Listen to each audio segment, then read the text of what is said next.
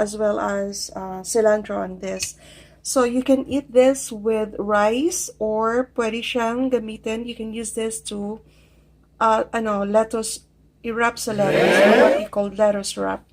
And some spicy vinegar, water, and sugar.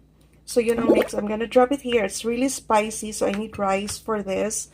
I'm not gonna show you how paano ko siya kainin. Basta just a little mix of this. Drop here and drop rice. So that's my simple dinner for tonight. So if you guys have chicken, fried chicken, leftover, whatever, just put any greens or pepper, whatever colors you have in your available in your kitchen. So I'm just sharing my dinner for tonight, as I've said. So you guys, happy eating, and thank you for watching.